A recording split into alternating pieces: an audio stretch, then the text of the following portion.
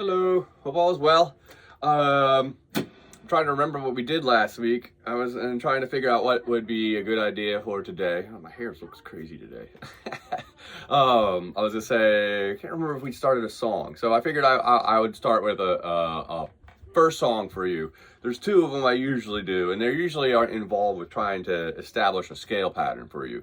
Okay? So, but the thing is, it's got some chords, so we're gonna try those first. All right? If it's not, I'm gonna try and do these with the easiest chords possible, where you could do this with one finger, okay? How are we gonna do this? All right, cool. All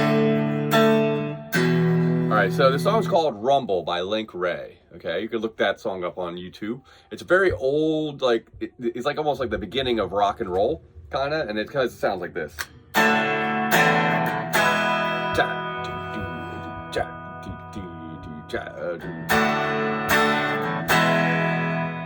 Okay, but I'm not going to play the full version of the chords. I'm going to try and get you to play a one finger version of each of these chords, okay? Well, maybe except for the last one, all right? So the first chord's going to be a D chord, all right? And we're just going to play this D chord with our pointer finger on the G string, which is the third from the bottom, fourth from the top, okay? Hope you can see that on the string, on the screen there, all right? And then we're going to hit the open D string with it. Oopsie, sorry, a little quiet there. So D, D, and then we're gonna come down to the bottom, or where it's technically the top two strings, and you're gonna hold down the A string here, which is the second from the top, at the second fret. All right, so you're gonna do D, D, and then do this chord. D, D, E, okay? Then do it again. D, D, E. And then the next one, you're gonna do D, D again, but we're gonna go to an A, which is gonna be pretty much the same thing as the D and E chord, but you're actually gonna now, it's gonna be the A string that's open and the D string at two. And then so it's gonna go D, D, D, A, and then back to the first two chords, D, D, E. D, D, E, okay? And then the last one, so that's four already. We got two D, D, E's, D, let's start from the beginning. So 1, 2, 3. D, E, D, oops, I tried the wrong one. 1, 2, 3.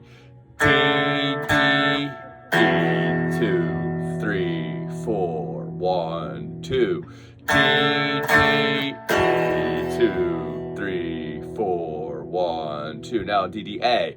D, D, A, open A, and second finger on the D string, or second fret on the D string. And then back to D, D, E. The first one, D, D, E. That's 4 so far, okay? And then the last one's gonna be, start with the D, D, but we're gonna go to this new chord called a B7. D, D. Okay, now this is gonna be a couple fingers involved with this one, all right? Pointer finger on the D string here, on 1.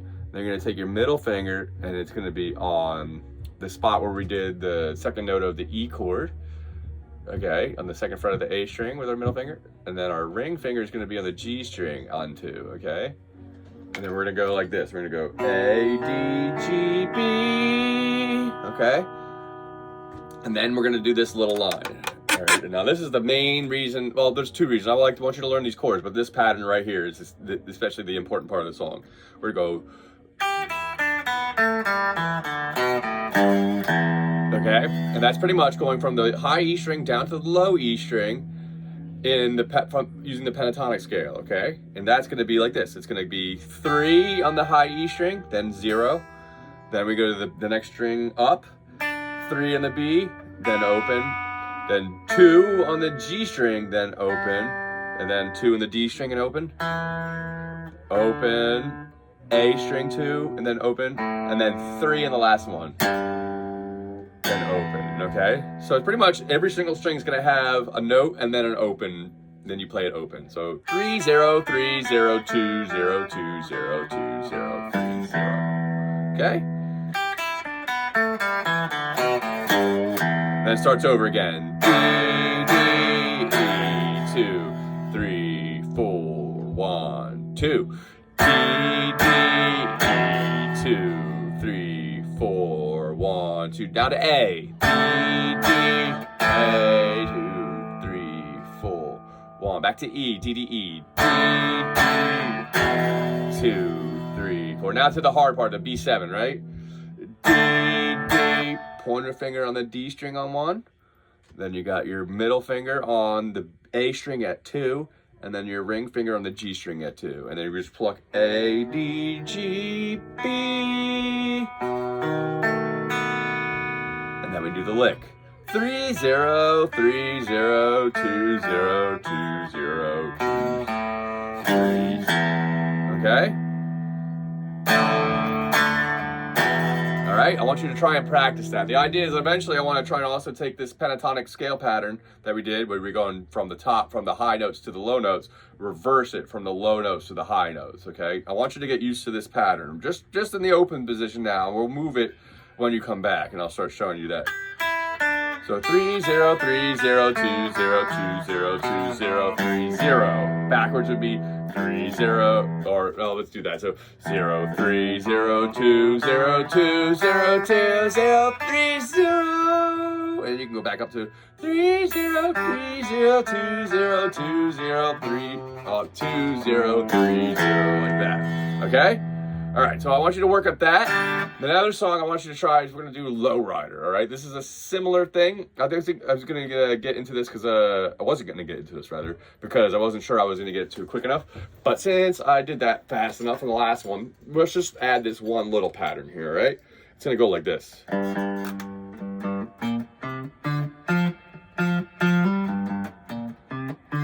Okay, so now this is pretty much the same idea. We're going to take the pentatonic scale that we were doing as that lick instead of the chords. But instead of the chords, I mean, on this song, we just play the bottom of the scale to the middle, all right? So it's going to be like this. So 3, 3 on the low E string, then 6 on the low E string, then 3 on the A string, then 5 on the A string, then 3 on the D string, rest, 3, 3, 5. And that's the end of the pattern. Okay, to loop it though, when it goes 3, 3, 5, immediately the first 2 notes on the low E string come right after it. So it would go like this. So you see how quick I go from.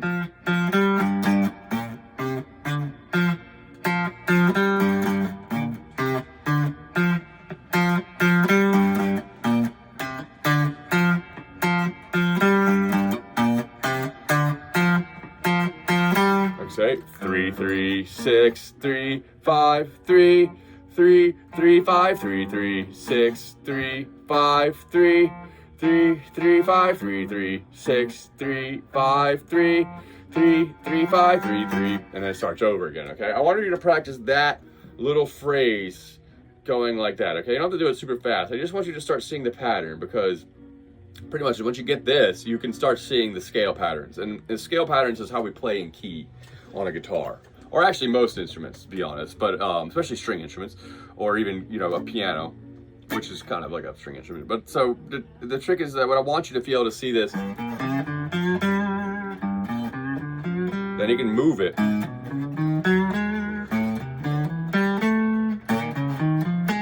I'm just doing the same intervals.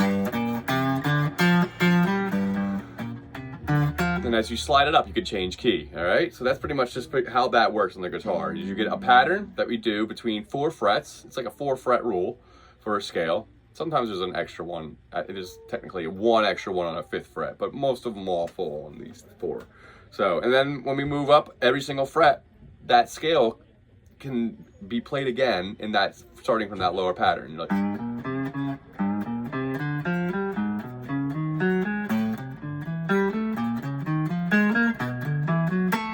okay, so technically, like on the guitar, unlike the piano, all scales are the same shape, okay? And that's what we're gonna start with, okay? And some chords as well, all right? Once we do that, we can start establishing, you know, what your chord shapes, or your scale shapes, and some of your chord shapes too as well. We can start getting into songs you wanna play off the internet or something like that, okay? Or out of the book, all right? All right, well, have a good one, bud. I'll see you next time.